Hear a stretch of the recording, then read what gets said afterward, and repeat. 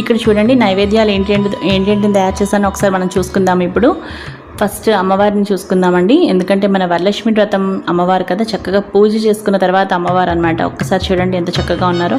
దాని తర్వాత ఇక్కడ ఫస్ట్ పులిహార అండి. మీరు చూడండి ఇక్కడ పులిహార తయారు చేసుకున్నాం కదా మనం ఈరోజు. అలాగే నెక్స్ట్ దద్దోజనం అండి. ఇది 2 ఐటమ్స్ కదా ఇవి. నెక్స్ట్ ఇది ఏంటి అంటే మినప పొడుగులు. చూసారు కదా, మనకి 3 ఐటెంలు అయిపోయాయి. అలాగే ఇక్కడ ట్రేలో 4 ఉన్నాయి. ఒకటి సున్నుండలు, ఒకటి రవ్వ లడ్డూలు, ఒకటి బూరెలు, దాని తర్వాత ఇంకొకటి చూడండి మనకి శనగవడలు వేసుకున్నాం. అలాగే ఆ పక్కన పులగం పరమాన్నం. సో ట్రైలో 4 ఐటమ్స్. అలాగే ఈ పక్కనున్న పులగం పరమాన్నం 6 అయ్యాయి మనకి. 6+3 అనమాట. ఈ పక్కన పులిహార, దద్దోజనం, మినప పొడుగులు. చూసారు కదండి, చాలా చక్కగా మనకి 9 రకాలు సిద్ధంగా ఉన్నాయండి. చూసారు కదా, అలా అన్నమాట. అన్నీ చక్కగా చేసుకున్నానండి. ఫైనల్గా నేను తాంబూలం పెట్టుకున్నాను.